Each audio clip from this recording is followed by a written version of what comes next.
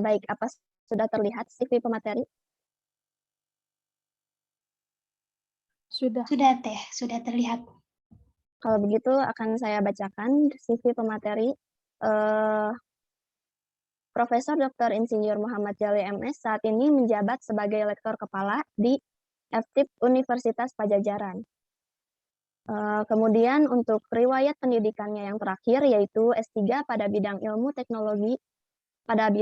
dan teknologi pasca panen tanaman dan lulus pada tahun 2010. Beliau juga melakukan banyak sekali penelitian dalam 5 tahun terakhir seperti yang bisa terlihat dalam layar ini. Selain itu, beliau juga memiliki banyak sekali publikasi yang yaitu sebanyak 27 jurnal dan juga mendapatkan perolehan HKI sebanyak 5 buku. Kemudian juga memiliki pengalaman pengabdian pada masyarakat sebanyak 17 kali. Selain itu, Profesor juga pernah menjabat sebagai sekretaris, sebagai kaprodi, dan sekarang kepala departemen. Baik, mungkin tentunya Bapak atau Ibu sekalian sudah tidak sabar untuk mendengar materi dari beliau. Sebelum masuk ke pematerian, bagi Bapak atau Ibu yang mempunyai pertanyaan, bisa menuliskannya di kolom chat selama pematerian berlangsung. Baik, tanpa berlama-lama lagi, kepada Profesor Dr. Insinyur Muhammad Jalil MS, waktu dan tempat dipersilahkan. Baik, terima kasih saudari moderator. Assalamualaikum warahmatullahi wabarakatuh. Waalaikumsalam, Prof. Ya, bagaimana Ibu dan Bapak serta sehat-sehat ya? Ya, mudah-mudahan pada pagi hari ini, pada pagi menjelang siang ini, walaupun kondisi ini masih pandemi ya, alhamdulillah kita masih diberi kesehatan untuk bersama-sama hadir ya di dalam rangka tolabul ini ya, di dalam rangka silaturahmi ini gitu ya. Seperti kita ketahui bahwa memang ya kondisi pandemi ini dari hari ke hari ini ya belum menunjukkan penurunan yang menggembirakan gitu ya. Oleh karena itu ya di sini masih perlu kewaspadaan dari kita semua ya, agar kita ya seluruh masyarakat ini bisa menghindari tertularnya COVID ini gitu kan.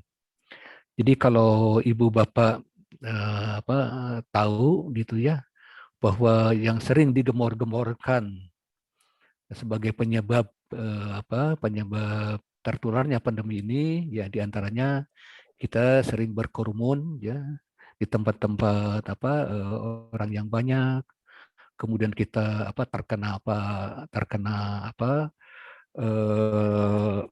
terkena sisa dahak ya dari orang yang batuk dan sebagainya gitu ya. Padahal ya ada satu faktor yang penting juga Bapak Ibu sekalian ya. Kenapa seseorang itu dengan mudah tertular oleh COVID gitu ya.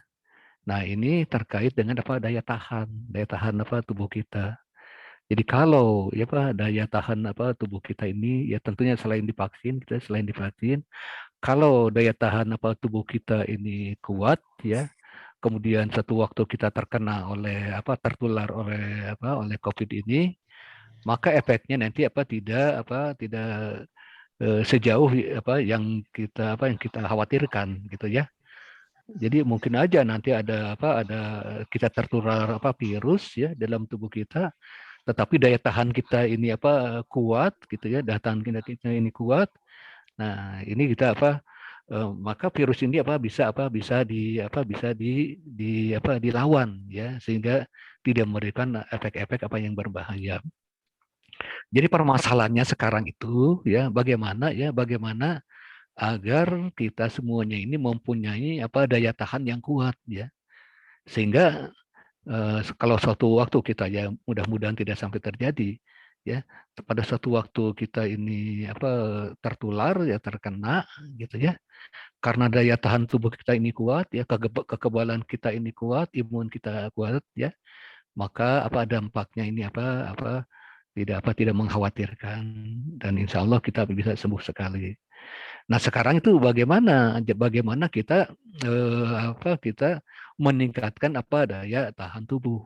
Nah banyak sekali yang bisa dilakukan ya, seperti yang sering kita dengarkan ya. Ini misalkan dengan berjemur gitu ya di panas matahari, ini akan meningkatkan imun, berolahraga secara teratur dan sebagainya. Dan yang paling penting ini yang membuat daya tahan tubuh kita ini kuat adalah terkait dengan makanan yang dikonsumsi ya, makanan yang dikonsumsi. Nah gitu ya, terkait dengan makanan. Jadi kita ini belum slide-nya belum muncul ya. Jadi salah satu cara untuk meningkatkan daya tahan tubuh kita sehingga kita tidak mudah diserang, tidak mudah terkena dampak COVID ini adalah dengan cara meningkatkan kekebalan tubuh dengan cara mengkonsumsi makanan yang sehat dan bergizi. Nah, seperti itu. Ya, makanan yang sehat dan bergizi ini ya tentunya artinya adalah yang kita makan ini harus mengandung zat gizi. Selain mengandung zat gizi, ya makanan ini juga jangan sampai nanti mengandung komponen-komponen yang berbahaya. Oleh karena itu nanti judul dari webinar ini ya ibu-ibu sekalian, ini adalah mengenai esensi keamanan pangan. Ya termasuk gizi juga. Ya, agar tubuh kita ini mempunyai kekebalan sehingga tidak mudah diserang oleh oleh COVID ini ya. Nah, sekarang akan coba ditampilkan akan kita ditampilkan PowerPoint-nya gitu kan.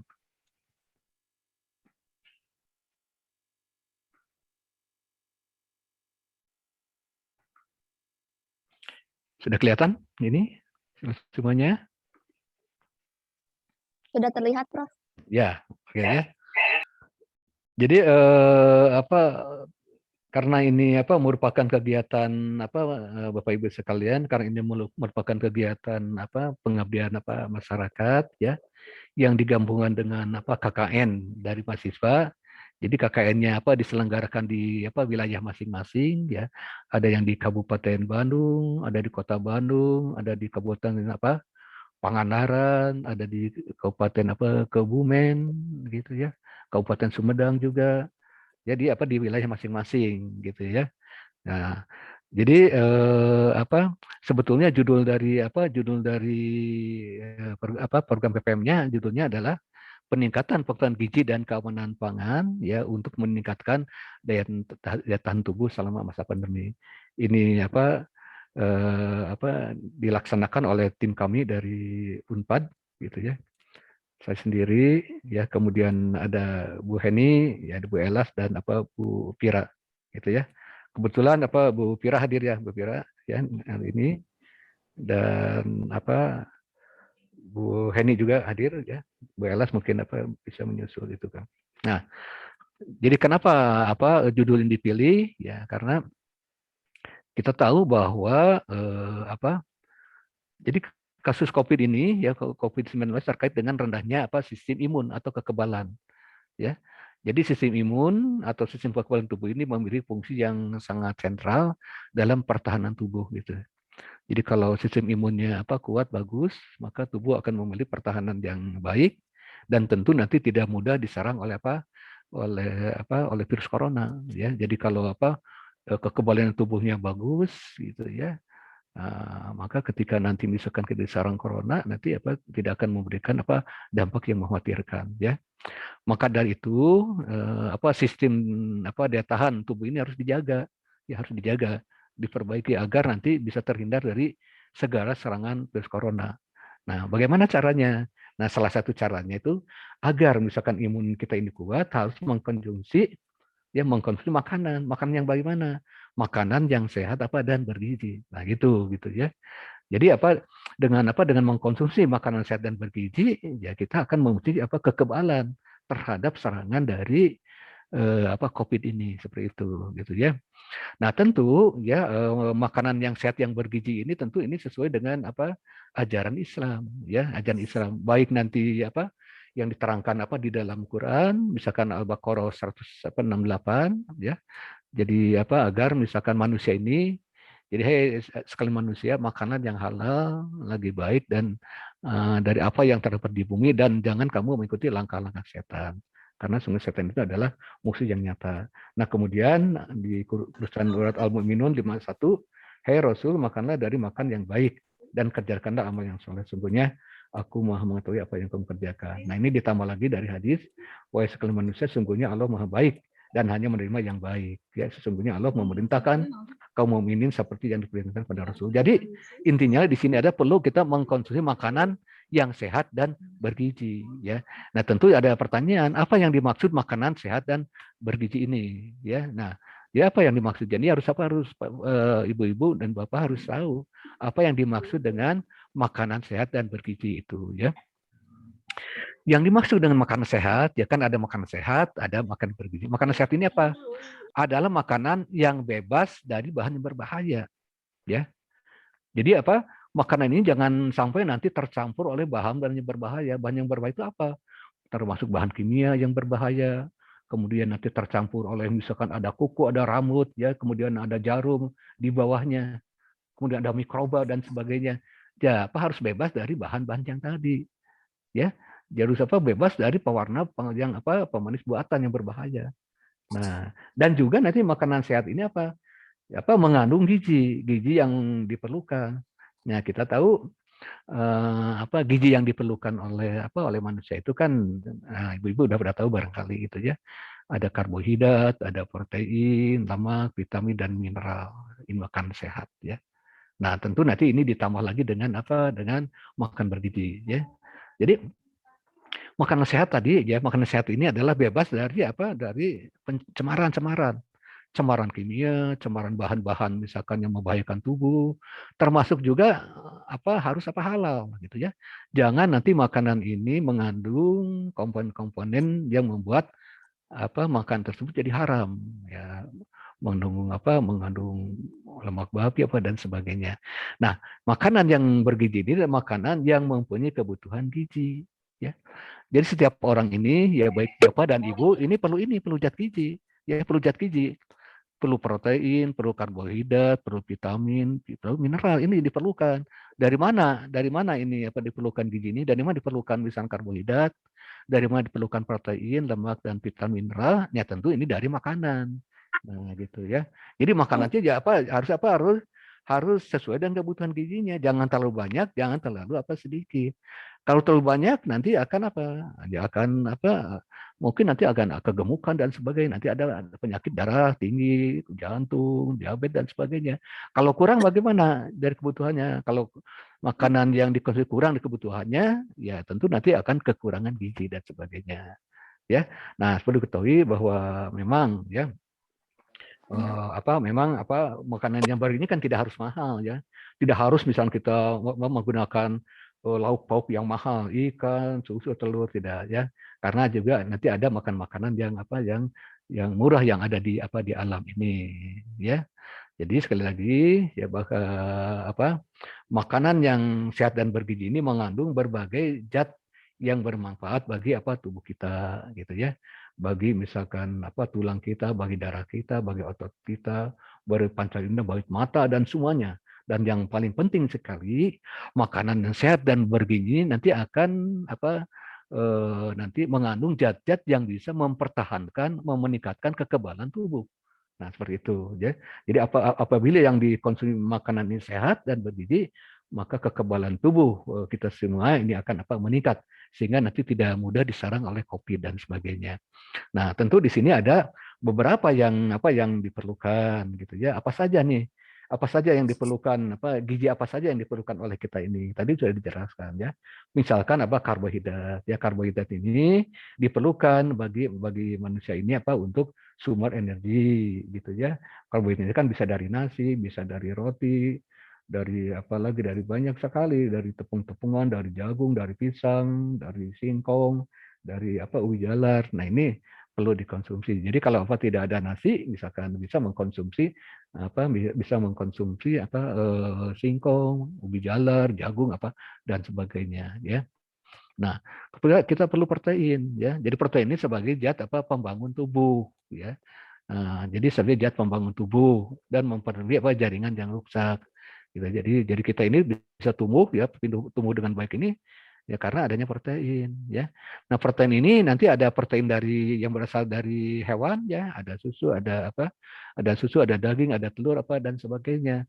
Dan protein bisa berasal dari dari tanaman, dari tumbuhan, misalkan protein dari kacang-kacangan, ya, dari kedelai, dari kacang merah, dan sebagainya, gitu ya.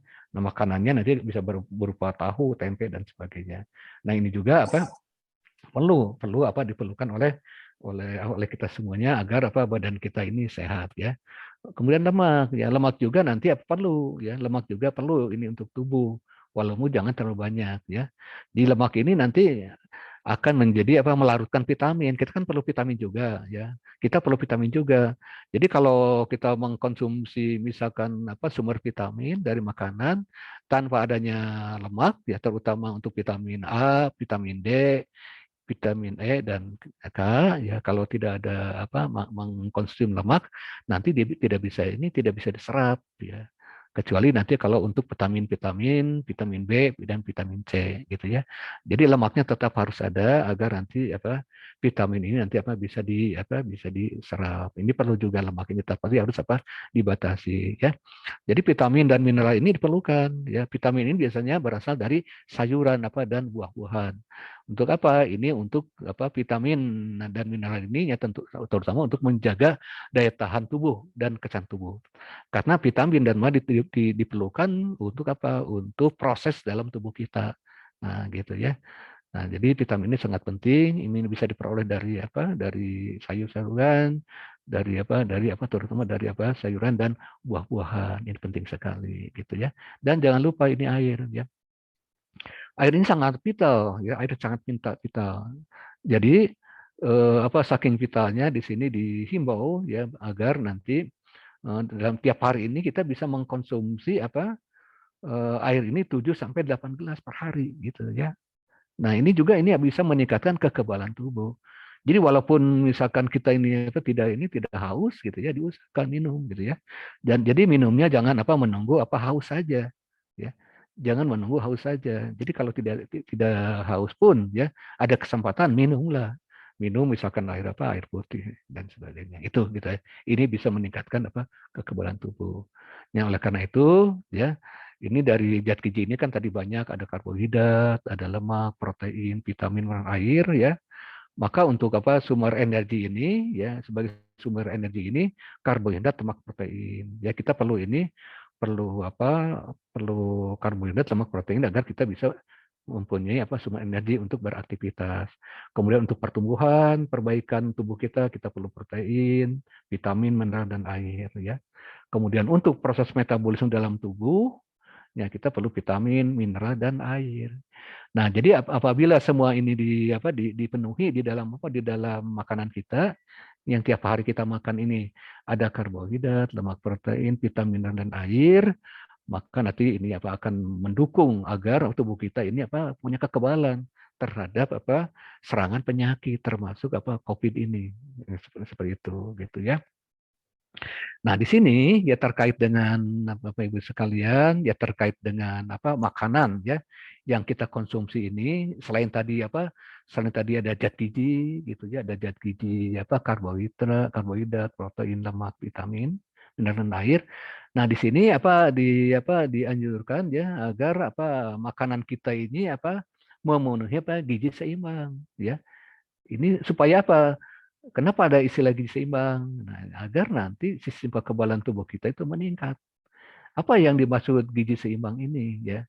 Jadi kalau gizi seimbang itu ya maksudnya, ya, di dalam makanan itu seperti tadi. Di dalam makanan itu jangan hanya ada misalkan karbohidrat saja. Jangan hanya ada protein saja. Jangan hanya misalkan vitamin mineral. Jadi di dalam makanan ini ya, di dalam makanan ini perlu apa? Perlu ada sumber karbohidratnya ya. Perlu ada sumber proteinnya, ada sumber vitamin dan mineral ya. Nah, itu perlu ada. Jangan nanti makan ini hanya hanya misalkan nasi dengan ikan aja, nasi dan ikan aja. Ini tidak seimbang. Jadi yang dimaksud gizi seimbang ini adalah bahwa di dalam makanan ini adalah perlu ada sumber karbohidratnya, makan pokok itu ya, ada sumber proteinnya, ada sumber vitamin mineral. Nah, seperti itu gitu ya. Nah, sehingga di sini ada istilah ya. Kalau dulu ini Kalau dulu ini kan ada istilah 4 sehat 5 sempurna gitu ya. Jadi dalam makanan itu ada makanan pokok ya, ada lauk pauk, ada buah-buahan, sayuran. Nah, di taman misalkan ada susu misalkan ya, sehingga 4 sehat 5 sempurna dulu ya. Jadi untuk makan pokok ini kan kalau tidak ada nasi, bisa nanti singkong, bisa ada jagung, bisa pisang dan sebagainya, tepung pisang ya.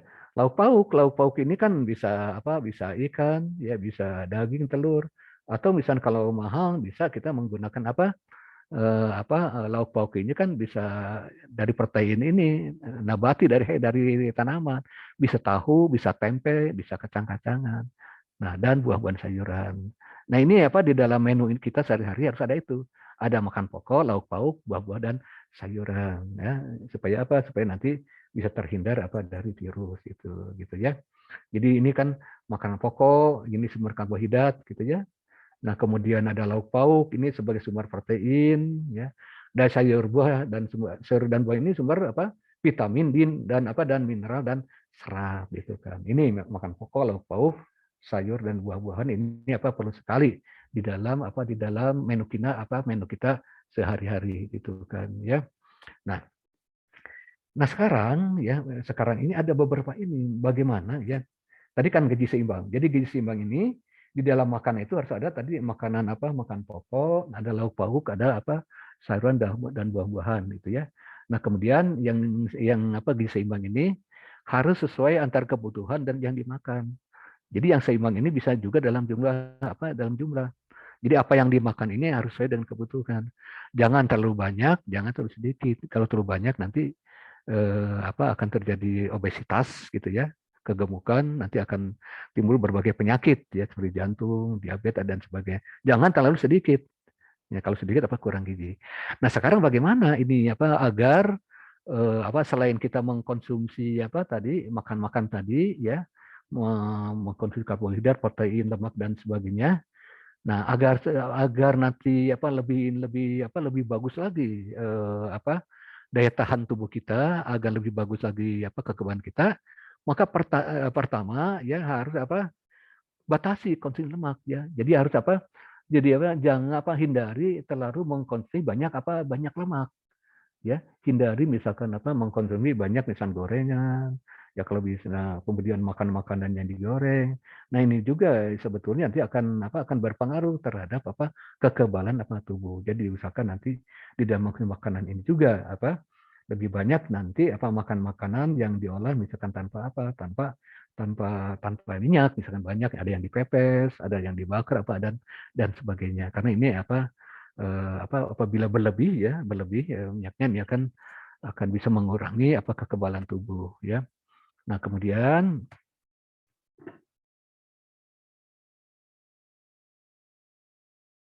ya. Nah, kemudian minum air putih setiap hari tadi, minum air putih setiap hari. Ini juga sangat dianjurkan untuk meningkatkan kekebalan tubuh gitu ya. Nah, kemudian tadi udah jelaskan ya, 8 sampai 10 hari per gelas ya, jangan ditunggu haus tetapi ada kesempatan minum. Hindari mengkonsumsi alkohol ya, karena alkohol ini nanti akan melemahkan sistem kekebalan tubuh gitu kan. Kemudian batasi konsumsi garam ya. Jadi untuk masak makanan ya, usahakan garamnya jangan bisa dikurangi ya. Ini juga nanti akan berpengaruh terhadap kekebalan tubuh. Kemudian batasi konsumsi gula ya, batasi konsumsi gula. Jadi kurangi gula untuk berbagai makanan ya, gulanya dikurangi. Sekarang kan bahkan ada gula-gula gula-gula non kalori ya. Ada sakorit ya, kemudian ada dan sebagainya. Ini bisa digunakan untuk mengganti gula gula putih ya. Karena ini juga nanti dengan membatasi konsumsi garam dan membatasi konsumsi gula ini bisa membantu meningkatkan kekebalan tubuh itu kan ya. Kemudian yang penting juga di sini adalah banyak mengkonsumsi serat ya. Serat ini sangat bagus untuk sistem pencernaan, kemudian memberi rasa kenyang yang cukup sehingga kita tidak cepat lapar gitu ya. Nah, ini juga nanti di dalam serat ini juga kan ada sayuran ya. Dalam sayuran ini kan selain mengandung serat, nanti mengandung vitamin dan mineral. Jadi dengan rutin mengkonsumsi serat ini, maka kekebalan tubuh kita akan bertambah gitu kan ya. Nah, seperti itu gitu ya. Nah, ini saya kira yang punya ini. Nah, terus Bapak Ibu tahu ya ada juga ini pangan-pangan yang memang mempunyai mempunyai pengaruh yang besar ya. Pengaruh istimewa untuk meningkatkan kekebalan tubuh. Misalkan nanti ada makan makanan yang makan sayuran ya, makan sayuran yang efeknya terhadap kekebalan tubuh ini sangat tinggi. Misalkan ada brokoli ya. Jadi brokoli ini mengandung banyak serat dan antioksidan ya. Jadi antioksidan ini sangat penting sekali bagi tubuh. Karena mengandung vitamin A, vitamin C dan E. Jadi dengan rutin mengkonsumsi brokoli gitu ya. Ini nanti akan mampu meningkatkan sistem kekebalan tubuh. Nah, seperti itu gitu ya. Apalagi misalkan bayam juga bagus ya. Bayam juga bagus untuk memperkuat sistem kekebalan tubuh. Nah, jangan lupa juga di sini ternyata ada bumbu bawang putih ini ya, bawang putih ini juga ini mempunyai efek untuk meningkatkan kekebalan tubuh. Karena di dalamnya ada mengandung komponen kimia. Ada alisin. Zat ini mampu menjaga sistem kekebalan ya dan merangsang aktivitas produksi sel darah putih. Jadi dalam kondisi begini bagus juga ya sekarang masukkan bumbu ini berupa bawang putih untuk ke dalam makanan ya, ke dalam makanan kita ini. Ini bisa meningkatkan kekebalan tubuh gitu kan ya. Nah, kunyit kuning atau kunyit ini juga ini mengandung komponen jadi kurkumin yang bisa meningkatkan kekebalan tubuh. Jadi kalau misalkan orang yang biasa memasak makanan dan menggunakan kunyit ini baik itu misalnya untuk sayur ya, untuk kuah, untuk misalkan nasi kuning dan sebagainya. Ya, ini ternyata dampaknya sangat bagus untuk meningkatkan kekebalan tubuh. Nah, itu ya. Nah, kemudian juga buah-buahan jelas ya, buah-buahan. Ya, kemudian makan laut juga ya.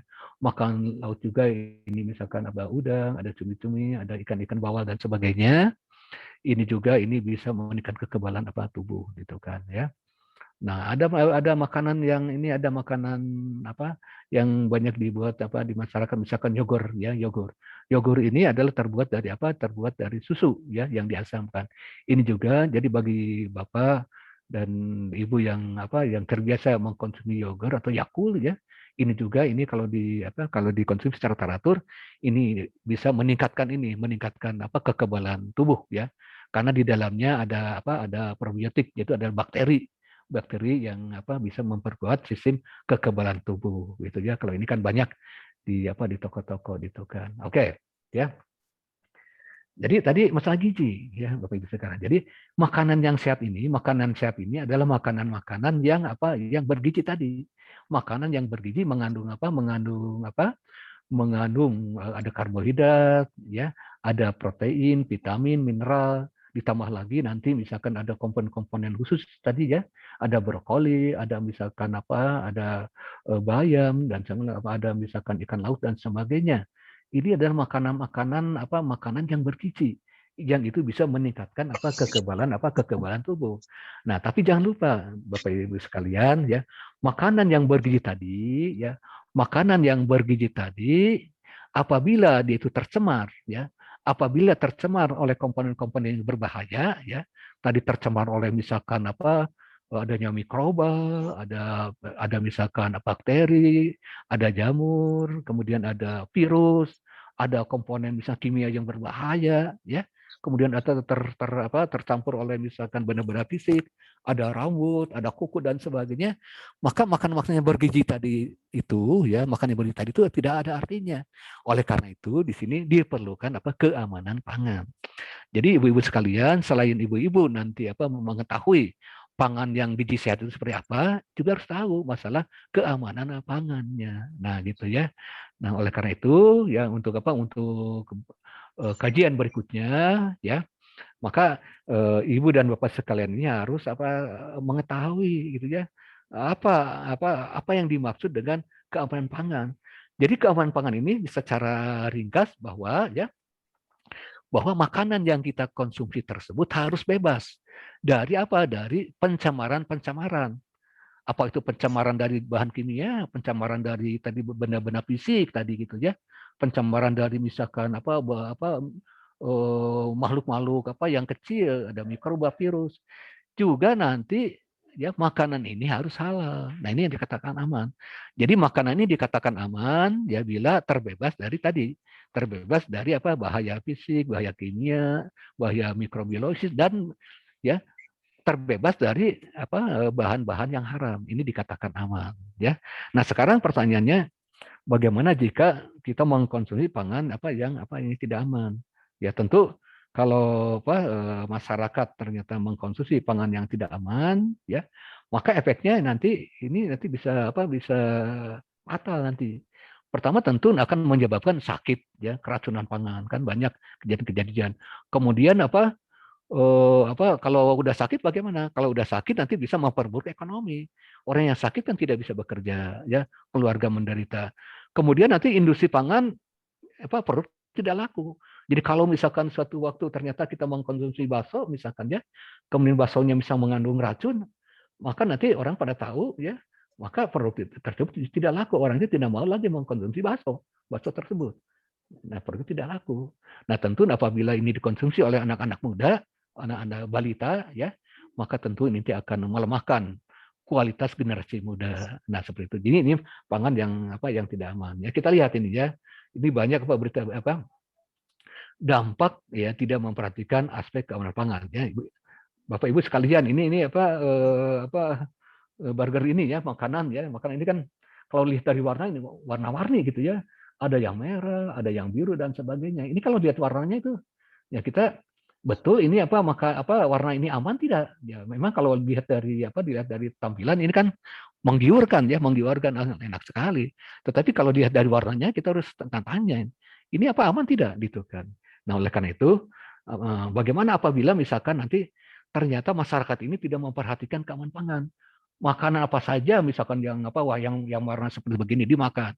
Kemudian makanannya mengandung misalkan karena tidak tahu makanan yang mengandung zat kimia berbahaya dimakan. Apa efeknya? Nah, efeknya kita lihat. Ini kan sering ya, ini Bapak Ibu sekalian sering dibaca di surat kabar ya. Sering dibaca di surat kabar ada berita penelusuran kejadian luar biasa keracunan pangan oleh POM Banyumas. Yang di Banyumas ini. Ya ternyata beberapa masyarakat ini mengkonsumsi makanan dan makanan itu beracun ternyata keracunan. Nah, seperti itu. Ya, ada lagi misalkan ini berita lagi seratusan buruh pabrik di Sukabumi mengalami keracunan makanan. Ini juga sama. Ya, ada seratusan buruh pabrik di Sukabumi mengalami keracunan makanan akibat mengkonsumsi makanan yang beracun. Nah, ini sering terjadi gitu kan. Ada lagi misalkan 24 siswa taman kanak-kanak SD Cianjur keracunan jajan di sekolah. Jadi mengkonsumsi makanan jajan di sekolah, ya, mengkonsumsi makanan jajan di sekolah dan makanan jajan tersebut mengandung mengandung bahan-bahan yang beracun yang tidak boleh, maka efeknya apa? Efeknya nanti akan keracunan. Ya, kasihan sekali kalau seperti ini. Apalagi ya, ini banyak 300 pelajar dan guru keracunan tuh. Ini bahasa ada lagi di sini marak bakso celeng ya, bakso celeng di Bandung. Nah, akibat marak bakso celeng di Bandung ini omset pedagang jadi merosot. Nah, gitu ya. Nah, kemudian termasuk juga ada kejadian ya ditemukan 17 jenis makanan kadaluarsa. Makanan yang harus sudah rusak, harusnya ditarik dari toko, ini masih diperdagangkan. Nah, ini juga ini merupakan kejadian-kejadian akibat masyarakat ini, akibat masyarakat ini kan bisa masyarakat yang mengkonsumsi ya, bisa juga nanti apa produsennya atau apa pedagangnya tidak memperhatikan apa keamanan apa pangan. Nah, ini ambil contoh juga. Ini kan pernah ada suatu penelitian ya. Ada suatu penelitian oleh suatu apa peneliti di perguruan tinggi di Jawa Timur. Nah, dia itu apa si peneliti tersebut ini mencoba ini menguji saus tomat ya, saus tomat. Saus tomat itu kan yang digunakan untuk bakso, untuk apa gitu ya. Dan ternyata ini mengandung apa? Mengandung amaran, ya. Mengandung amaran. Amaran ini adalah suatu zat pewarna yang apa? Berbahaya. Berbahaya karena amaran ini bukan untuk apa? Bukan untuk makanan, ya. Nah, ini jadi kelihatannya merah sekali, padahal ini apa? Bukan apa? Mengandung pewarna yang berbahaya. Kemudian ada lagi pengawet yang menggunakan benzoat yang melebihi apa? Dosis. Jadi pengawet ini ya pengawet itu kan ada pengawet yang berbahaya, ada pengawet yang tidak berbahaya. Ada pengawet yang dianjurkan silakan pakai, ada pengawet yang tidak boleh dipakai. Nah, ini natrium benzoat ini boleh dipakai, tetapi harus apa sesuai dosis. Nah, di sini ditemukan ada yang melebihi dosis, lebih dari 1000 ppm, ini berbahaya. Nah, itu ya. Nah, kemudian ada cilok ya, cilok. Ada cilok karena mengandung borak. Borak ini adalah suatu zat kimia untuk mengawetkan kayu, ya, untuk main kayu. Ini digunakan untuk apa? Untuk cilok ya. Jadi ciloknya kan lebih kenyal, lebih keras. Nah, ini kan sangat berbahaya. Nah, apalagi kalau cilok ini dimakan dengan dicampur dengan sesomat yang berbahaya. Nah, ini akan nanti membuat orang tuh lebih gawat nanti ya. Lebih gawat. Jadi saus tomat yang berbahaya, cilok yang berbahaya. Nah, ini gitunya. Jadi ini untuk untuk produsen, untuk konsumen harus mengetahui ya makan yang berbahaya ini seperti apa gitu ya. Nah, gitu ya. Nah, kemudian ada lagi misalkan nanti ini minuman yang menggunakan es, makanan jajanan. Ternyata esnya itu ya es batunya tidak dibuat dari air yang dididihkan sehingga masih mengandung salmonella. Nah, salmonella ini nanti akan membuat diare, membuat sakit perut dan sebagainya. Nah, ini akibat dari es gitu ya. Es airnya tidak dididihkan. Pada waktu membuat es ini airnya tidak dididihkan. Nah, ini ditemukan juga ini seperti begitu gitu ya. Nah, oke gitu ya. Jadi nanti kesimpulan ini kan tadi masalah zat gizi ya, ada karbohidrat, protein, lemak dan sebagainya. Nah, ini pangan tadi, pangan yang mengandung karbohidrat, protein, lemak dan sebagainya menjadi tidak aman untuk dikonsumsi karena ada bahaya. Bahaya ini akibat terkontaminasi ya. Jadi terkontaminasi ini tadi mengandung bahan kimia yang berbahaya, mengandung mikroba, mengandung nanti bahan-bahan fisik yang berbahaya, kuku, misalnya ada rambut dan sebagainya. Atau juga nanti mengandung racun alami. Jadi memang racunnya sudah terbawa dari alam. Ya. Nah, misalkan misalkan di sini ya kita lihat ya. Jadi sekali lagi ya, pangan ini dikatakan tidak aman ya. Pangan ini dikatakan tidak aman jika jika mengandung bahaya biologis. Bahaya biologis ini mengandung bakteri, virus ya. Kemudian ada di sana ada serangga dan sebagainya gitu ya. Jadi ini kalau mengandung bahaya biologis jadi tidak aman. Kemudian mengandung bahan kimia yang berbahaya. Bahan kimia yang berbahaya ini mengandung misalkan borak, mengandung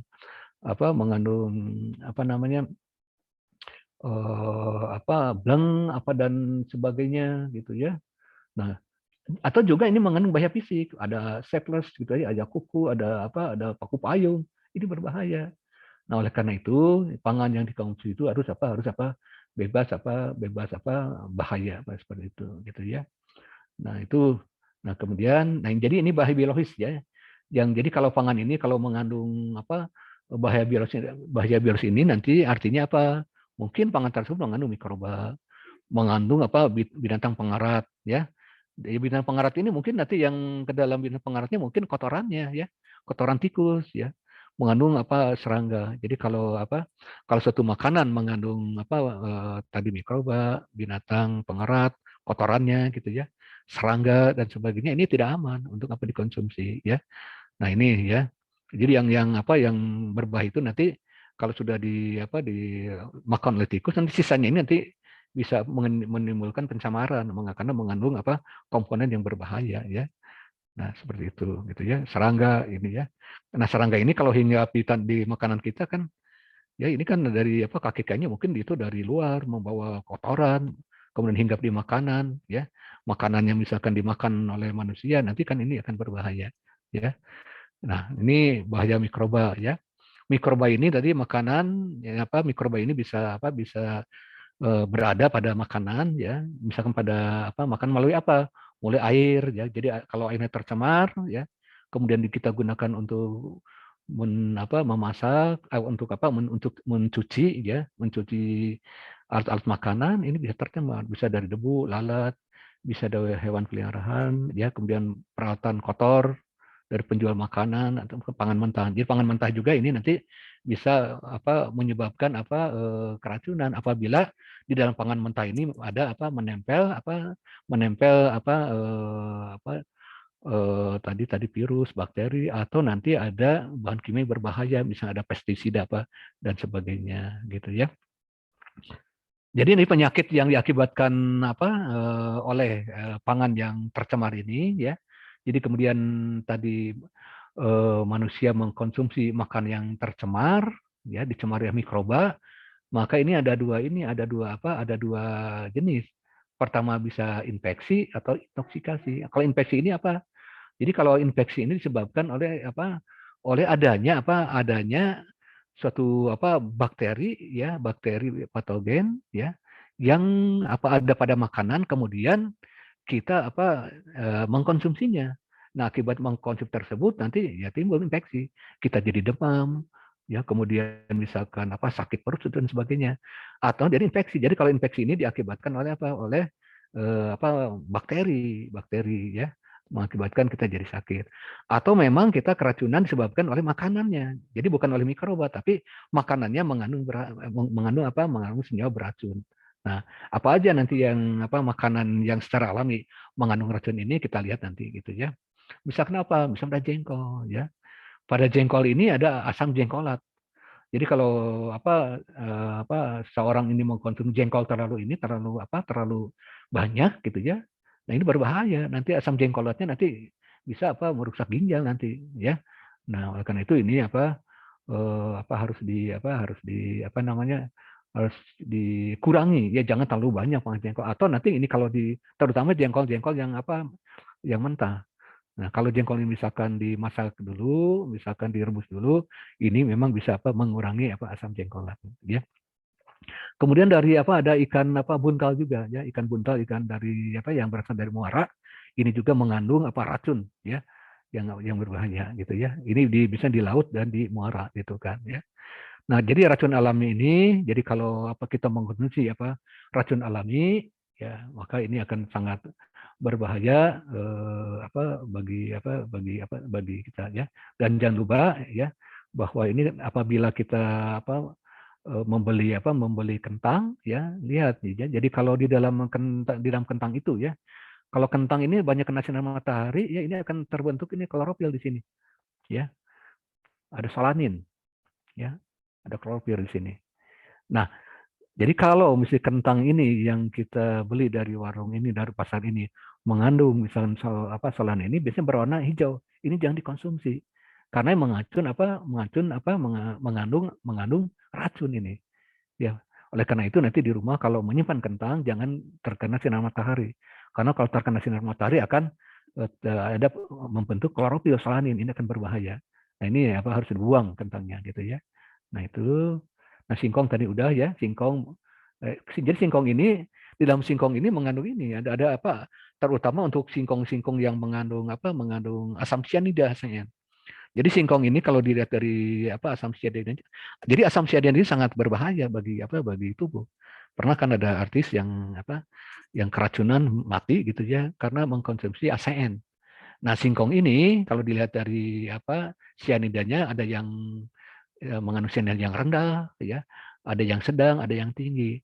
Nah, kalau yang yang rendah ini mungkin dengan dicuci ini akan hilang, atau dengan direbus akan hilang. Tetapi yang tinggi, nah ini sebaiknya dia tidak digunakan untuk konsumsi makan langsung gitu ya, tetapi nanti bisa dibuat tepung ya. Jadi tepung tapioka itu ya, tepung tapioka yang kita sering beli ini sebenarnya berasal dari singkong yang beracun, tetapi sudah diolah, sudah diendapkan gitu ya, sehingga nanti racunnya menjadi berkurang sehingga tapioka jadi aman. Nah kemudian jamur juga ada jamur-jamur yang beracun ya, ini juga harap diperhatikan. Ada jengkol tadi udah ya, ikan buntal sudah dijelaskan. Bisa juga karena pencemaran oleh bahan-bahan kimia ya, oleh pestisida, cat ya, kemudian dari komponen kimia dari bahan-bahan alat-alat makanan kita yang kita gunakan, bisa aja nanti misalkan dari wajan ya, yang kita gunakan bisa aja gitu ya. Nah kemudian juga dari logam berat ini bisa mencemari makanan kita ya. Kemudian dari residu pestisida. Jadi terutama ini untuk sayuran yang kita gunakan untuk untuk sayuran coel gitu ya, jadi masak dulu sayuran mentah. Nah ini kalau tidak dicuci dengan dengan benar, ini akan mengandung residu pestisida. Ini kalau dikonsumsi nanti berbahaya. Ini akan keracunan ya. Nah seperti itu gitu ya. Nah oleh karena itu bahwa terkait dengan usaha kita untuk menghindari menghindari makan makanan yang beracun ini, maka ibu dan bapak sekalian baik sebagai konsumen maupun sebagai produsen harus tahu ya mengenai BTP. BTP itu bahan tambahan makanan ya, bahan tahan makanan. Jadi bahan tahan makanan ini adalah suatu bahan yang kita gunakan untuk untuk mewarnai makanan supaya menarik, supaya lebih awet, supaya lebih manis dan sebagainya. Tetapi jangan lupa bahwa tidak semua bahan tahan pangan ini yang kita temui ini bisa menyebabkan aman. Jadi kalau bahan tahan makanan yang memang boleh untuk makanan, tetapi kalau dosisnya melebihi batas ya ini berbahaya ya, berbahaya untuk untuk tubuh kita. Jadi ibu dan bapak harus tahu ya bahan tambahan pangan mana yang yang boleh, mana yang yang tidak tidak boleh seperti itu gitu ya. Nah karena tadi ada keracunan anak-anak dan sebagainya itu diakibatkan produsen tidak tahu menggunakan misalkan ini bahan menggunakan misalkan tadi pewarna ya yang biasa digunakan untuk mencat kain ya, untuk kain digunakan untuk sirup untuk makanan. Ya mereka itu kadang tidak tahu gitu ya. Nah seperti itu. Jadi ini perlu Bapak Ibu sekalian itu mengetahui bahan taman pangan yang yang aman ya supaya nanti terhindar dari dari keracunan ya. Jadi kalau kita lihat diusahakan ya. Jadi apabila Bapak dan Ibu sekalian ini memproduksi makanan ya, gunakanlah bahan tambahan makanan yang tidak berbahaya, dan lebih bagus kalau menggunakan bahan tambahan yang alami. Yang alami ini berasal dari alam. Misalkan untuk warna kuning gunakan kunyit ya. Untuk warna hijau gunakan misalkan pandan ya. Untuk coklat bisa karamel, ya, beta karoten untuk warna merah atau kuning, klorofil jadi klorofil ini misalkan bisa dari pandan atau dari daun suji ya. Kukurmin ini misalkan dari dari kunyit ya. Nah, ini lebih aman. Ini karena berasal dari alam ya. Berasal dari alam seperti itu. Ini bagus sekali. Jadi menggunakan pewarna alami gitu kan. Nah, jangan menggunakan pewarna yang terlarang, misalkan rodamin ya. Rodamin untuk tekstil ya, metanil yo, itu untuk tekstil. Jadi kalau suatu makanan ya dikasih pewarna misalkan rodamin, warnanya lebih kontras. Kalau merah merah sekali ya. Kalau kuning kuning sekali gitu kan. Jadi kalau Bapak dan Ibu sekalian ternyata misalkan kebetulan mendapatkan suatu makanan yang misalnya warnanya warna kontras, kuning-kuning sekali, merah-merah sekali, curiga. Ini ada kemungkinan nanti ini digunakan bahan pewarna yang terlarang gitu kan. Nah, itu ya. Nah, pengawet ya, pengawet yang dibolehkan itu udah kan banyak gitu ya. Pengawet ini ya bukan pengawet alami. Jadi ini pengawet yang buatan ya, ada natrium, kalium ya. Kebenjoat ini digunakan untuk mengawetkan sari buah, saus tomat dan sebagainya. Ada propionat ini boleh, boleh. Tetapi dosisnya harus harus sesuai. Jadi kalau tadi misalkan dosisnya terlalu banyak, ya dosis terlalu banyak nanti akan berbahaya. Jadi tiap bahan kimia ini nanti ada ininya, ada dosisnya, ada dosisnya. Dosisnya itu jangan dilebihkan karena lebihkan berbahaya gitu ya. Nah ini seperti natrium, kalium nitrit, sorbat dan sebagainya ya. Nah kemudian, ini penguat yang berbahaya ini seperti ini borak ya, borak ini ya. Borak ini yang digunakan kadangkala para pedagang yang tidak tahu menggunakan borak ini supaya apa? Supaya dalam bakso misalnya lebih kenyal, mie basah ini lebih mie basah ini lebih awet, pisang molen, lempar ini ada juga hasil penelitian ternyata mereka menggunakan borak ya. Nah, ini borak ini untuk mengawetkan kayu. Jadi kalau digunakan untuk makanan ini berbahaya ya. Kemudian formalin, ya formalin digunakan. Ada beberapa pedagang kan Firdaus menggunakan formalin untuk mengawetkan tahu mie basah ya. Kemudian padahal formalin ini untuk mengawetkan mayat. Ini digunakan untuk makanan, ini berbahaya. Seperti itu gitu ya. Nah, sekarang bagaimana ya ciri produk pangan yang mengandung formalin? Di tahu misalnya tahunya bentuknya sangat bagus, kenyal, tidak mudah hancur. Jadi kalau kita misalkan ternyata masak menggoreng tahu gitu ya, ternyata bagus, tidak kenyal, di oseng-oseng ternyata tidak hancur, ya ini harus curiga ya karena tahu itu kan lunak. Kalau di oseng-oseng terlalu lama ini akan mudah sekali hancur. Jadi kalau ini tahu sudah dibolak-balik, di bagaimana ini tidak hancur, kenyal, ini ya kita harus curiga mengandung formalin ya. Mie juga sama, mie basah ini yang awet beberapa hari itu tidak mudah basi, ini juga kita curiga mungkin mengandung formalin karena mie ini daya tahannya kan tidak lama ya, 3 hari 4 hari itu akan rusak gitu ya. Jadi kalau kita menemui mie basah ternyata sampai seminggu 2 minggu tidak rusak, ya harus curiga. Ayam potong juga ya, ayam yang berwarna putih bersih, awet dan tidak mudah busuk, walaupun setelah disimpan beberapa hari, ini juga ada kemungkinan mengandung formalin. Ikan basah juga sama gitu ya. Nah seperti itu ya. Jadi kita tahu bahwa apabila formalin digunakan untuk untuk makanan ini, ya tentu nanti akan ada dampaknya gitu ya. Menyebabkan iritasi lambung, menyebabkan kanker ginjal, lever ya. Nah, akhirnya ya, gejalanya sukar menelan, sakit perut ya. Dan akhirnya nanti bisa menimbulkan kematian kalau terlalu banyak gitu kan. Oke ya. Jadi ini bahan kimia itu harus dihindari ya. Nah, kemudian juga nanti bahaya fisik juga harus dihindari bahwa di dalam makanan itu jangan sampai tercampur ini ada potongan kaleng, ada potongan gelas, ya potongan ranting ya. Warna plastik, ada rambut kuku, jangan sampai tercampur ini makanannya. Ini bahaya fisik. Jadi kalau tercampur ini tidak aman ya. Nah, ini bahaya fisik ya. Kita lihat ini adalah pepes nasi ya. Pepes nasi jangan menggunakan stapler ya. Jadi jangan menggunakan stapler ini ya. Jadi menggunakan staples ini jangan digunakan. Nah, jadi gunakan misalkan yang alami pakai semat atau pakai karet ya.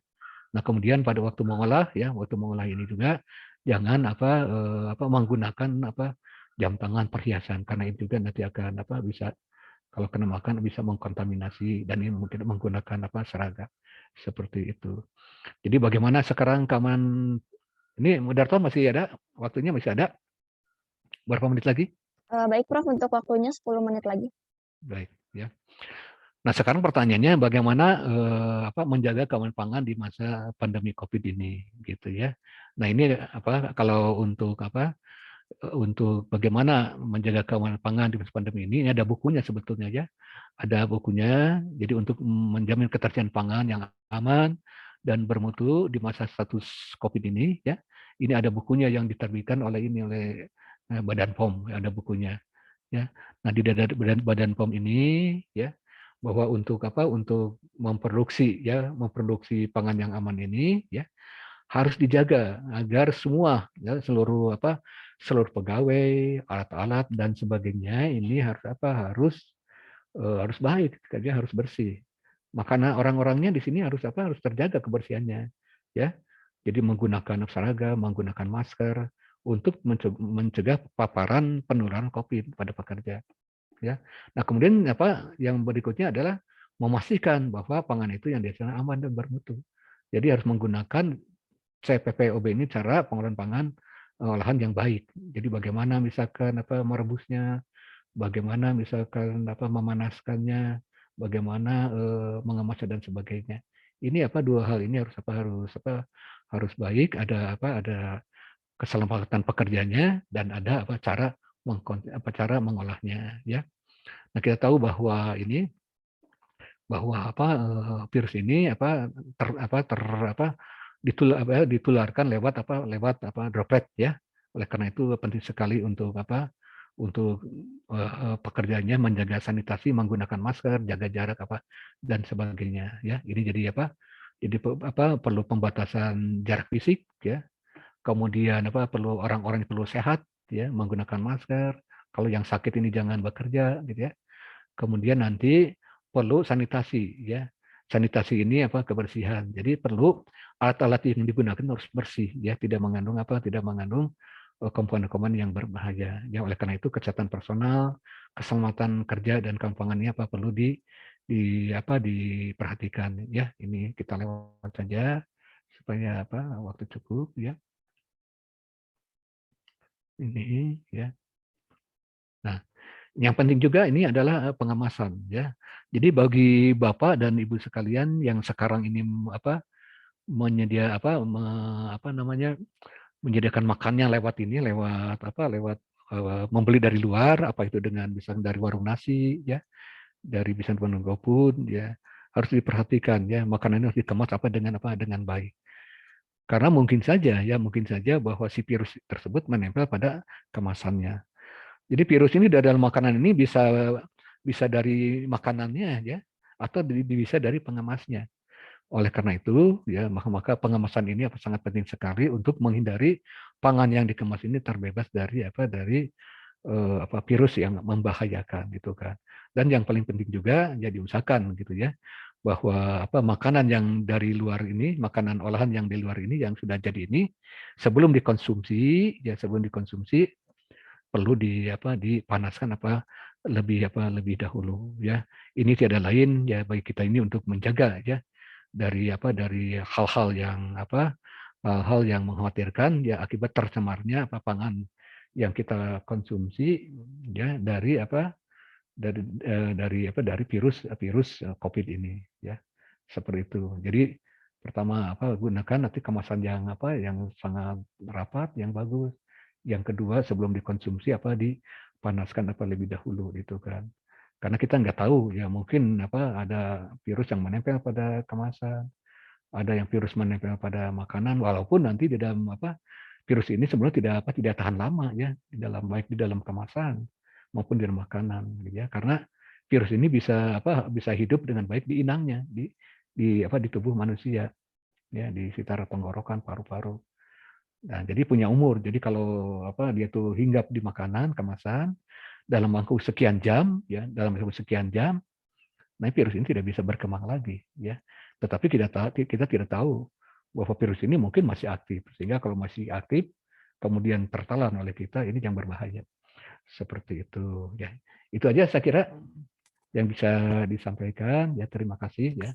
Mohon maaf ya kalau tadi terlalu cepat ya. Kita kembalikan lagi ke moderator. Baik, terima kasih banyak Prof atas pematerian yang sangat luar biasa. Tentunya banyak sekali ilmu yang bisa didapat dari pemaparan tadi, mulai dari gizi yang baik untuk selama di masa pandemi ini dan keamanan pangan, bagaimana cara mencegahnya dan lain-lain. Tentunya Bapak atau Ibu sekalian memiliki banyak pertanyaan, dan berhubung Profesor sedang ada di sini, jangan lewatkan kesempatan untuk bertanya sedetail-detailnya. Bagi Bapak atau Ibu yang ingin bertanya, silahkan menuliskan pertanyaannya di kolom komentar dengan format yang telah diberikan. Sesi tanya jawab akan saya bagi menjadi beberapa sesi, satu sesi 5 menit. Silahkan bagi yang ingin bertanya. Mungkin ini ada pertanyaan pertama yang sudah masuk dari Ibu Tintin Sumartini. Pertanyaannya yaitu, apabila belum divaksin, namun kita selalu mengkonsumsi makanan sehat dan bergizi, apakah bisa terhindar dari virus corona? Karena vaksin ada batas waktunya. Terima kasih Prof. Mungkin Baik. bisa langsung dijawab saja. Baik ya. Jadi kan kekebalan itu ya, kekebalan ini kan harus ditumbuhkan sejak awal ya. Jadi kalau kita tahu misalkan ada bayi ya, bayi ini misalkan divaksin dari awal ya, sejak bayi itu kan dalam rangka dia itu terhindar dari serangan penyakit kan gitu ya. Mungkin kekebalan ini nanti timbul ya dalam waktu cukup lama sekarang, bisa 1 tahun 2 tahun dan sebagainya gitu ya. Jadi apabila kita ingin mempunyai kekebalan tubuh yang tinggi ya, memang dari awal ini memang sudah disiapkan dari budget dan sebagainya. Nah sekarang ini vaksin yang diberikan ini ada kekebalan yang dibuat ini kan bisa kekebalan yang memang disiapkan dari awal ya, dari awal. Nah kemudian ada kekebalan yang tiba-tiba gitu kan ya. Jadi yang kita tahu sekarang ini dengan diberi vaksin ini adalah ada untuk menciptakan kekebalan yang serba mendadak gitu kan ya, serba mendadak. Dan itu perlu waktu yang lama untuk si tubuh tersebut ini mempunyai muncul kekebalan seperti itu gitu ya. Tapi menurut hasil penelitian ya bahwa dengan divaksin ini bisa mengurangi dampak ya. Tapi kekebalannya memang belum perlu waktu gitu ya. Nah, terkait dengan ini dengan konsumsi makanan, dengan konsumsi pangan ya. Jadi kalau seseorang sudah membiasakan mengkonsumsi makanan sehat yang bergizi tersebut gitu ya. Ini memang kekebalannya itu otomatis terbentuk di dalam tubuh gitu kan. Terbentuk di dalam tubuh. Tapi dengan saya tadi yang dikonsumsi itu makanan sehat dan bergizi, apalagi nanti makanannya mengandung komponen bioaktif seperti tadi ada brokoli, kemudian kita mengkonsumsi bayam, mengkonsumsi makanan-makanan yang mempunyai efek yang baik terhadap kekebalan. Itu nanti sudah terbentuk gitu kan. Ya. Jadi kalau kita lihat sekarang ini kasus terjangkitnya COVID ya, mungkin pada waktu dia tertular kekebalannya sedang pada kondisi menurun. Kenapa kondisi menurun? Ya macam-macam. Ya mungkin kan kekebalannya tidak ada. Kenapa kekebalan tidak ada? Nanti bisa dikaitkan dengan ini dengan makanan. Mungkin makanan yang dikonsumsi ini tidak sesuai dengan yang diharapkan, atau dia itu akan menurun karena itu sakit. Seperti itu gitu ya. Nah, jadi sekarang otomatis sebetulnya ya tidak bisa didadak ya, konsumsi makan bergizi dan sehat ini juga tidak bisa didadak. Sekarang misalkan tahu bahwa ini makanan ini sehat bergizi, sekarang makan yang baik misalnya bergizi.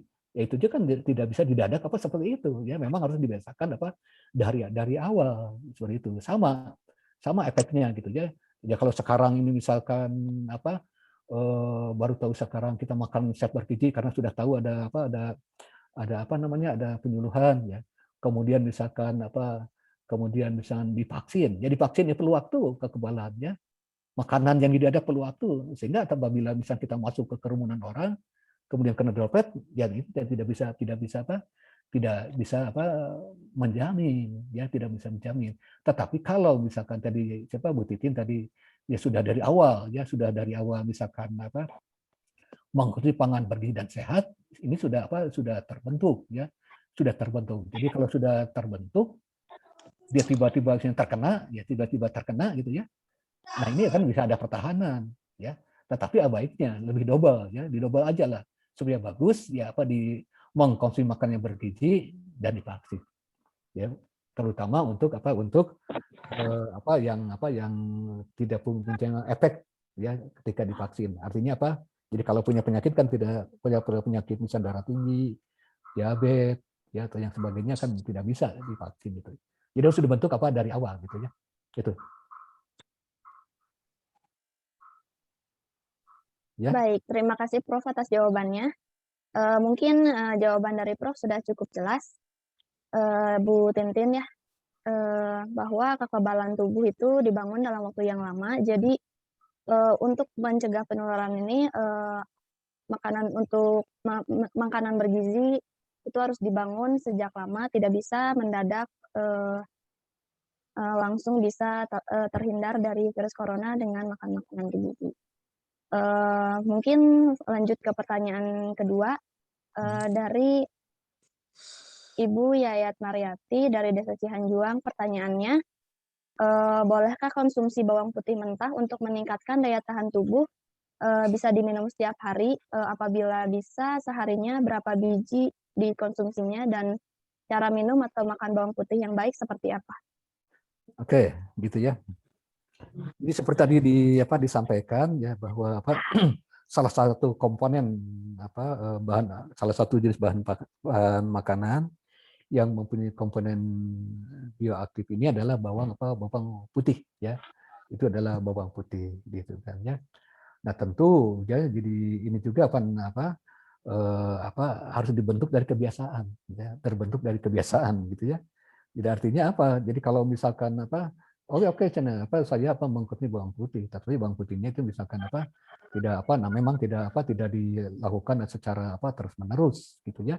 Tetapi misal kalau ada makanan tertentu yang kemudian pakai bawang putih dikonsumsi, tidak seperti itu. Jadi kebiasaan yang baik ini, kebiasaan yang baik efek mengkonsumsi bawang putih ini apabila memang dilakukan ini secara rutin ya, secara rutin, tetapi juga jangan terlalu sering ya. Jadi kalau sesuatu yang sering juga tidak baik ya. Jadi paling ini yang misalkan paling mudah ini, jadi kalau itu kan kalau terlalu banyak mengkonsumsi bawang putih ya mungkin ke badan bagaimana gitu ya, kan bisa bau badan dan sebagainya. Tetapi paling tidak kita bisa rutin. Jadi kalau kita misalkan tidak bisa mengkonsumsi langsung misalkan ya. Jadi kalau terbayang kalau dibuat jus gitu ya. Kalau dibuat jus ini kan tidak semua orang bisa gitu ya. Tidak semua orang bisa mengkonsumsinya. Nah, sehingga cara yang lain ini dibuat dalam bentuk digoreng di makanan, dicampurkan ke makanan-makanan tertentu ya, tetapi dengan jumlah yang agak banyak bisa. Tetapi memang yang paling efeknya yang paling bagus ini adalah dibuat dalam bentuk konsentrasinya tinggi ya, konsentrasi tinggi. Kalau tidak dibuat tinggi, bisa dibuat dimakan satuan aja seperti itu. Tetapi tentu nanti dengan dimasak lebih dahulu. Beberapa pengalaman misalnya yang dilakukan ini ada, misalkan seseorang ini misalnya mengkonsumsi tiap hari misalkan 2 sihung ya, atau misalkan 3 sihung per hari gitu kan ya. Tapi dicampurkan dengan dengan makan tertentu. Nah, itu juga bisa sebetulnya. Tetapi jangan sekali lagi jangan terlalu banyak, karena terlalu banyak ini efeknya juga kurang bagus gitu ya. Jadi kalau mau misalkan dibuat jus ya dari dua sini itu ya silakan nanti di blender, kemudian dikasih ya supaya tidak terlalu bau, diminum boleh ya. Tetapi jangan terlalu banyak, terlalu sering ya. Dan ini sekali lagi juga ya tidak bisa didadak begini. Terlalu perlu waktu nantinya, perlu waktu. Jadi perlu waktu juga gitu kan. Jadi dampaknya tidak sekarang minum misalkan jadi kebal, tidak gitu ya, tetapi harus bertahap ya, sehari, 2 hari, seminggu, 2 3 minggu, ya mudah-mudahan terbentuk ininya kekebalannya seperti itu gitu ya. Itu ya gitu. Baik, terima kasih Prof atas jawabannya. Jadi mungkin sedikit merangkum bahwa untuk konsumsi bawang putih itu dilakukan secara rutin, namun jangan terlalu sering dan jangan berlebihan. Kemudian yang terbaik itu adalah dibuat dalam konsentrasi tinggi dan dimasak terlebih dahulu. Kemudian untuk konsumsi bawang putih ini juga perlu waktu, tidak bisa langsung mencegah atau kebal terhadap virus corona. Mhm. Baik, kita lanjut ke pertanyaan selanjutnya dari Ibu Eni Nugrahawati. Bagaimana isoman yang efektif agar betul-betul bebas dari virus corona? Oke ya. Sebenarnya untuk isoman sudah banyak ya. Isoman ini sudah banyak sudah banyak dijelaskan ya oleh dinas-dinas terkait ya, maupun dari itu puskesmas, dari pemerintah. Isoman yang baik ini seperti apa gitu ya. Isoman ini kan sebetulnya kan duduk secara mandiri ya, atau tinggal secara mandiri di tempat-tempat yang tidak dijangkau oleh terpisah dari keluarga gitu ya, sehingga eh, apa si pasien ini ya, si yang sakit ini nanti bisa menunggu virus ini nanti berkembang biak sampai nanti dia itu mati sendiri ya, sampai mati sendiri, atau nanti sambil menunggu nanti ada anti ya, sampai terbentuk imun ya. Karena begitu virus ini masuk ke tubuh kita ini kan melawan ya. Tubuh kita itu akan melawan membentuk imun ya, membentuk imun. Jadi nanti akan ada perlawanan dalam bentuk imun. Jadi kalau imun ini sudah terbentuk ya, imun itu terbentuk, maka nanti bisa dilawan virusnya. Nah, oleh karena itu ya, isoman yang baik ini adalah sebetulnya secara prinsip ya, bagaimana ya selama kita isolasi mandiri ini nanti terbentuk imun ya, yang dengan secara baik nanti bisa terbentuk dalam tubuh kita, sehingga nanti bisa melawan virus gitu kan gitu ya. Nah, tentu selama imun ini kan harus berada pada suatu ruangan ya, berada pada suatu ruangan yang nanti menjamin terbentuknya imun tersebut. Pertama dari aspek ruangannya, misalkan ya, usahakan kena sinar matahari sehingga kita bisa berjemur. Yang kedua ventilasinya yang sangat bagus. Nah, dan jangan lupa nanti itu asupan tersebut. Asupan zat gizi tersebut ini penting sekali untuk mempercepat terbentuknya imun kita gitu ya, mempercepat imun kita. Ya kita harus mengkonsumsi vitamin. Jadi kalau misalnya kita isoman mandiri kan, kalau kita lapor ke puskesmas sudah ada kan, sudah disediakan ya. Jadi kalau misalnya seseorang nih kena COVID, kondisi isolasi mandiri, nanti dari pihak pemerintah, dari puskesmas dan sebagainya, kita akan dipantau, kemudian akan diberi berbagai macam vitamin. Untuk apa vitamin itu? Untuk membentuk imun ya, untuk membentuk imun. Nah, selama itu juga ya, selain kita nanti mendapatkan atau mengkonsumsi vitamin dan sebagainya, nah kita harus menjaga makanan itu agar supaya nanti bisa menunjang terbentuknya kekebalan tubuh atau imun ini. Ya sudah tadi, makanannya yang digunakan harus bergizi sehat. Kemudian hindari tadi makanan-makanan yang bisa mengganggu terbentuknya imun. Ya jangan misalkan mengkonsumsi makanan nanti yang banyak garamnya, banyak gulanya gitu ya. Kemudian mengkonsumsi bahan-bahan yang bisa meningkatkan imun tadi. Misalkan kalau untuk sehari-hari yogurt, makanan sayur-sayuran, kemudian juga misalkan ikan laut dan sebagainya. Jadi nanti isoman yang baik ini sebetulnya adalah satu isoman yang mempercepat terbentuknya imun. Jadi imun ini nanti terbentuk karena ruangan yang bagus nanti ya ruangannya, terus terkena sinar matahari, cukup ventilasi.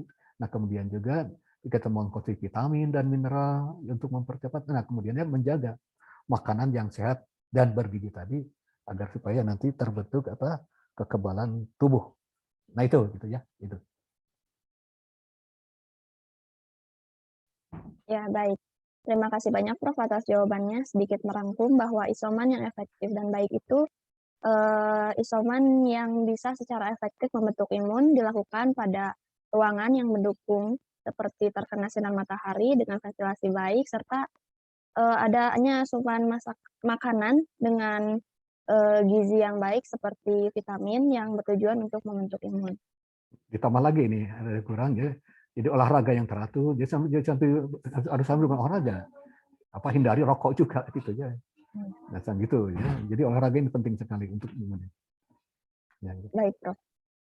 Baik, karena untuk sesi 1 sudah berakhir, kita lanjut ke sesi 2 pertanyaan. Pertanyaan pertama dari Ibu Safira, apakah bahaya pengembang makanan yang untuk roti atau donat selain yeast? Apa? Bahaya apa? Bahaya? Bahaya Apa? dari pengembang makanan untuk pembuatan roti atau donat selain yeast atau jamur. Oke, begitu ya.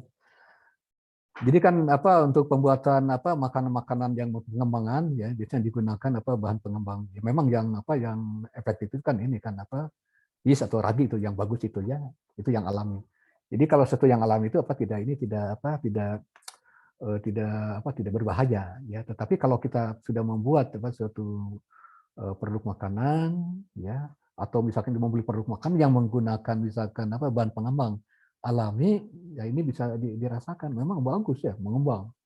Nah ini repotnya itu yang pertama ya yang pertama apa pertanyaan bahan pengembang itu misalkan boleh tidak ya itu kan ada ini kan ada apa selalu ada apa dosisnya ada gitu ya ada dosisnya.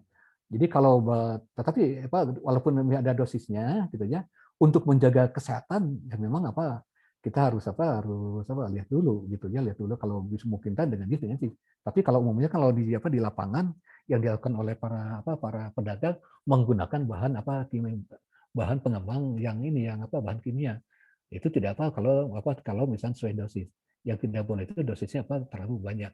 Nah, tapi efeknya jangan lupa jadi untuk orang-orang yang mempunyai misalkan apa gangguan lambung, misalkan MAH dan sebagainya, kalau mengkonsumsi suatu bahan bahan makanan yang menggunakan pengembang yang berasal dari bahan kimia ya, apalagi melalui dosis, nah ini dampaknya ini nanti bisa membuat lambung ini menjadi kembung ya. Lambung ini menjadi kembung gitu. Ya, orang sering merasakan gitu ya ketika mengkonsumsi roti atau misalnya kue yang menggunakan bahan pengembang. Nah, ini lambungnya menjadi terganggu. Lambungnya menjadi terganggu gitu kan. Nah, itu gitu ya. Jadi kalau itu masih memiliki dosis yang tepat ya, ini masih memungkinkan. Ya, baik, Prof. Jadi untuk jawaban dari pertanyaan Bu Syafira bahwa yang berbahaya itu bahan pengembang kimia yang terlalu banyak atau melebihi dosis yang bisa membuat fungsi lambung menjadi terganggu. Kalau begitu kita lanjut ke pertanyaan berikutnya yaitu dari Bu Emma Ratnapuri dari Rancaekek. Bagaimana caranya kita mengetahui makanan yang aman dikonsumsi seperti saus atau bakso? Apakah ada ciri-cirinya? Terima kasih. Ya. Memang sangat kalau dilihat dari rasa ya sangat susah ya. Tetapi salah satu hal kalau itu misalkan terkait dengan penampilan fisik dan sebagainya ini adalah bisa kita mendeteksinya. Ambil contoh misalkan ya, kita ketika misalkan membeli saus itu ya kita tidak tahu ya apa itu menggunakan bahan pengawet kimia atau menggunakan yang alami. Nah, seperti itu ya. Tetapi kita sudah dikasih ininya dikasih kisi-kisinya gitu ya. Jadi kalau kita misalkan melihat suatu bahan makanan yang di luar kebiasaan ya, misalkan saja untuk pewarna ini kontras sekali, warnanya merah sekali ya, kuningnya kuning sekali. Padahal kalau menggunakan pewarna alami warnanya tidak secemerlang begitu gitu ya. Tidak secemerlang begitu. Warnanya kalau kuning ya kuning biasa ya. Merah biasa. Jadi kalau ada misalnya yang mencolok warnanya, misalkan yang mencolok warnanya, kemudian warna kuningnya mencolok, warna merah mencolok. Nah, kita juga harus curiga ya, kita curiga. Nah, ya karena kita nggak tahu apa mengandung tidak mengandung, ini kan harus diuji dulu ya, harus diuji dulu. Tapi kan tidak mungkin masyarakat menguji dulu. Tapi lihat kebiasaan tadi. Kalau ada sesuatu yang di luar kenormalan yang kita lihat sehari-hari, kita perlu curiga. Kalau melihat misalkan ada bakso kenyal sekali ya, kalau bisa lihat kenyal seperti bola gitu ya, bola apa gitu ya. Kalau dimasukkan mantulnya sangat bagus gitu ya, sangat kenyal sekali ya. Nah itu juga perlu dicuriga. Jadi indikasinya, jadi apabila ada suatu hal yang di luar biasanya, di luar kenormalan, baik itu misalkan untuk makanan bakso, mie dan sebagainya, ini harus curiga gitu ya. Nah, apalagi kalau ya, baru terdeteksi misalkan aroma cita rasanya apabila ditambahkan dalam jumlah yang banyak. Jadi kalau ditambahkan misalkan bahan-bahan yang banyak ya, mungkin baru terasa oleh kita. Oh ini baunya aneh, ya rasanya aneh gitu ya. Nah ini terlalu banyak. Ini misalkan kalau bahan kimia ditambahkan banyak, ya bahan sedikit aja ini berbahaya, apalagi lebih banyak. Jadi kalau borak ditambahkan ditambahkan ke dalam misalkan bakso, ini kenyal sekali gitu, kenyal sekali. Padahal misalkan konsentrasinya sedikit. Jadi walaupun sedikit ini kan borak ini untuk mengawetkan kayu, ya. Apalagi formalin digunakan untuk mie, gitu ya. Ini kan warnanya kontras, bisa kuning, kemudian bisa kena awet. Nah seperti itu. Jadi kadang-kadang memang sangat susah bagi kita untuk mengkonsumsi pangan-pangan yang aman. Kita nggak tahu jajan di mana, apakah ini aman betul ini misalkan bakso ini atau bagaimana gitu ya. Ya coba rasakan seperti itu. Nah ini memang perlu kita bina gitu ya, para pedagang makan jajanan dan semuanya, supaya nanti tahu bahwa tidak menggunakan lagi bahan-bahan yang berbahaya. Karena ini kita nggak tahu di Jatinangor ya. Di Jatinangor ini kalau kita survei tanya ya, nanti akan ketahuan apa menggunakan bahan-bahan berbahaya atau tidak. Itu yang dilakukan di Jawa Timur. Bahkan sekarang ada kan ya beras menggunakan plastik yang gitu ya. Nah seperti itu. Jadi harus waspada. Oke gitu. Baik Prof, terima kasih atas jawabannya. Jadi untuk pertanyaan dari Ibu Emma itu, ciri-cirinya diantaranya warna sangat mencolok apabila untuk bakso itu sangat kenyal, serta ada bau atau rasa yang aneh. Mungkin seperti itu. Mungkin karena waktunya sudah hampir habis, tinggal satu pertanyaan lagi yang bisa ditanyakan di sini. Pertanyaan dari Ibu Enten Kartini dari Desa Cianjuang. Pertanyaannya yaitu apabila kita pesan makanan dari luar, kemasan seperti apa yang seharusnya dipakai? Oke, gitu ya. Jadi kalau ambil misalkan kalau kemasan itu kan mereka yang menyediakan ya. Kemasan itu nanti bisa kemasan itu kan itu tergantung ini ya. Kalau ibu ini sebagai konsumen memesan makanan dari luar gitu ya. Yang paling penting sekali ya bahwa kemasan itu bisa melindungi pangan ya. Kan ada misalkan kalau untuk nasi menggunakan ada khusus kan ya, ada misalkan kertas nasi. Untuk misalkan lauk pauknya ada juga seperti itu. Sepanjang kemasan itu misalkan tidak tercemar ya, kotoran atau virus. Tercemar itu nanti kan bisa aja gitu ya, bisa aja oleh pedagangnya, bisa oleh sang pedagangnya. Tercemar itu nanti si kemasan itu bisa oleh kita kalau GoFood gitu ya, tercemar oleh ojolnya gitu ya, bisa seperti begitu. Tapi yang paling penting sekali kan kita itu susah dideteksi ya, susah dideteksi. Jadi yang paling penting sekali apapun makanannya, misalkan kalau misalnya berasal dari luar, yang baik ini adalah bagaimana? Adalah dipanaskan lagi di rumah supaya nanti ya supaya kita menjaga kekhawatiran, kita curiga ya, harus waspada ya. Dengan panasan lagi kan nanti kita lebih aman, lebih tenang mengkonsumsi itu. Kemudian yang kedua ya jangan lupa juga ya kalau kita memberi dari luar, carilah misalkan tempat makanan yang si pedagangnya itu menggunakan masker. Itu banyak sekarang ya.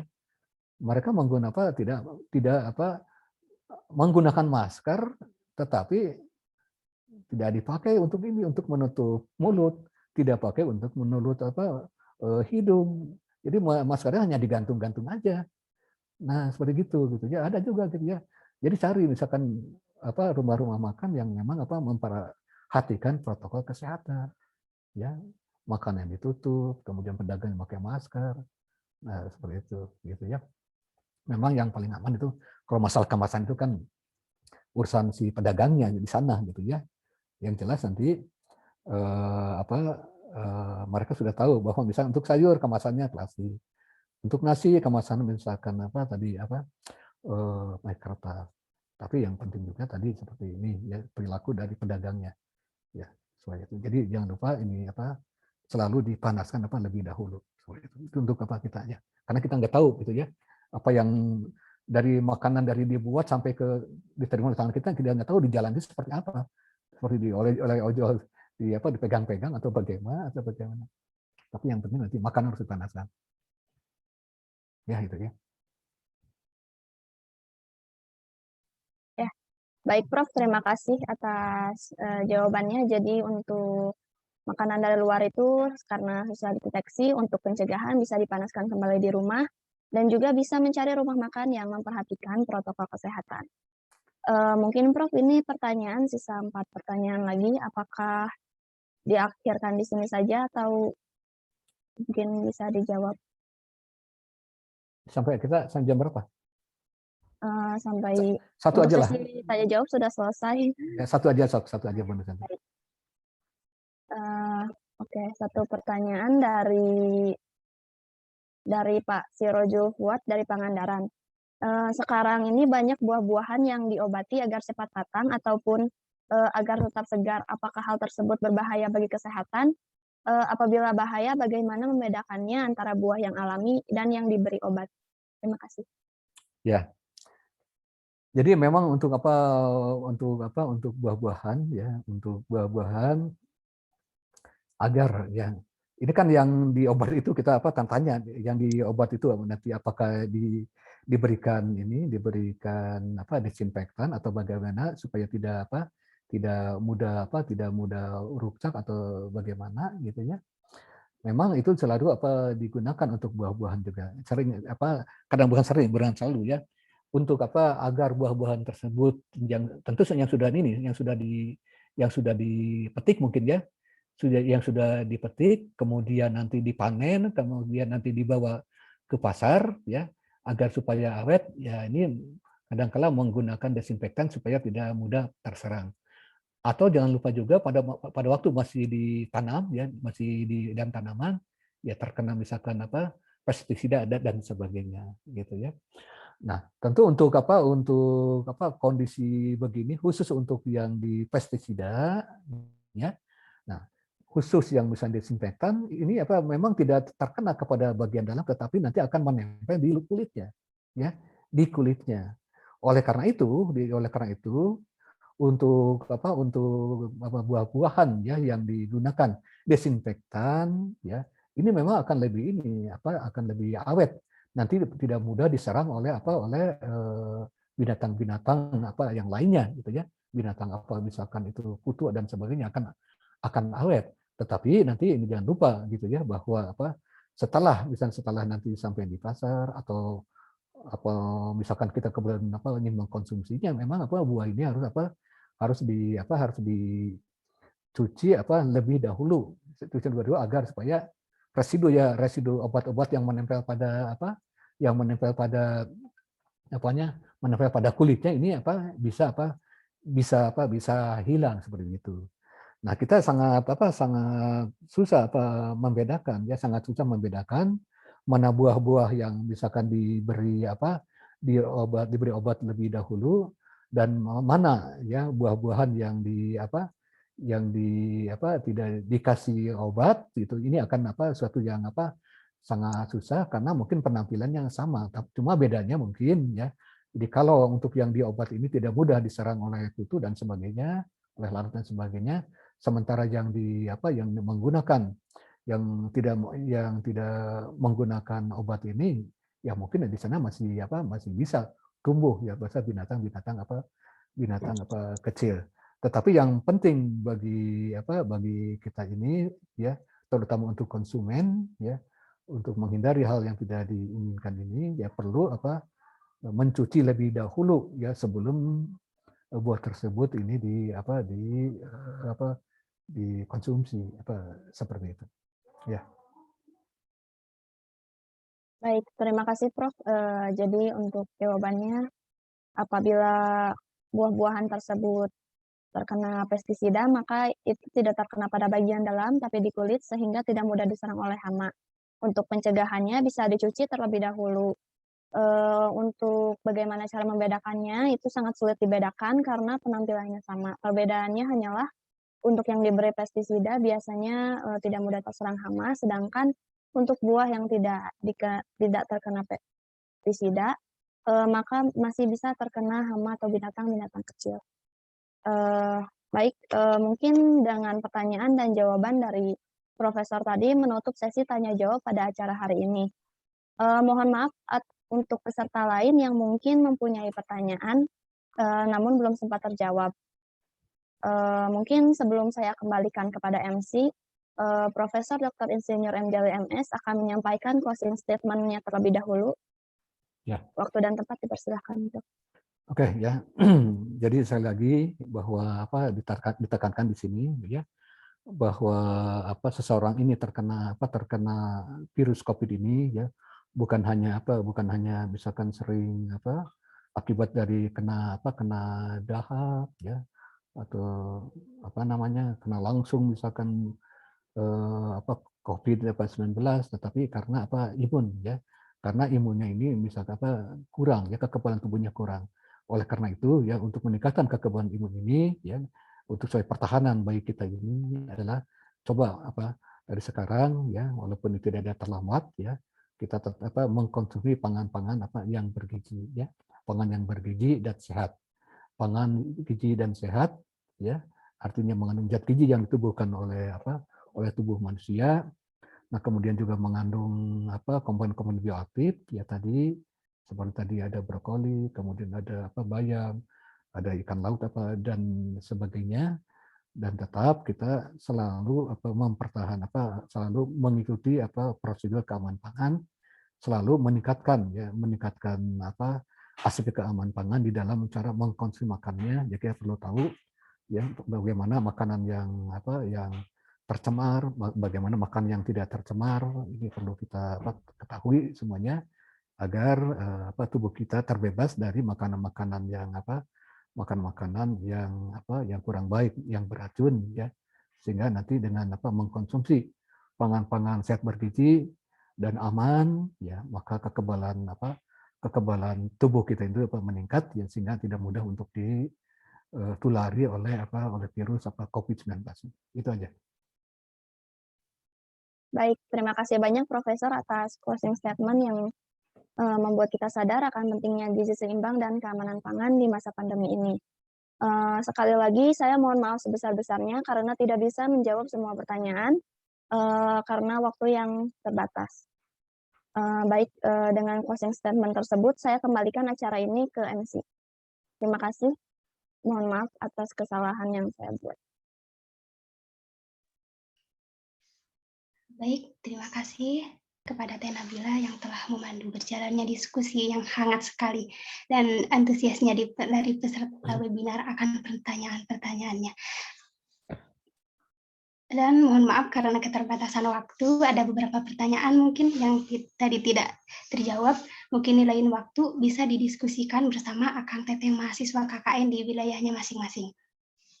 Terima kasih kepada Profesor Dr. Insinyur Muhammad Jali MS yang sangat luar biasa atas ilmu yang diberikannya. Semoga ilmu yang didapat bermanfaat. Baik, untuk acara selanjutnya yaitu penyerahan sertifikat ke pemateri kepada panitia, dimohon untuk menampilkan sertifikatnya.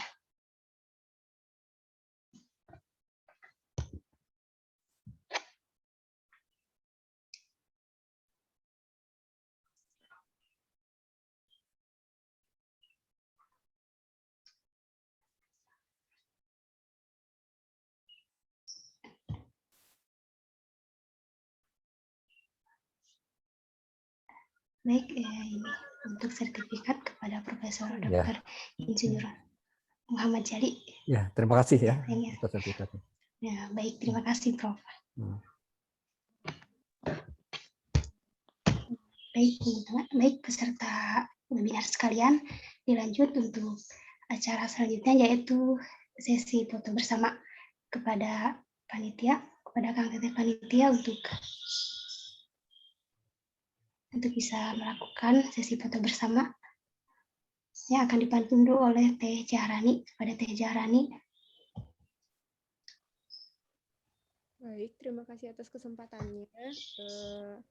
Kini mohon kepada para peserta untuk mengaktifkan kameranya.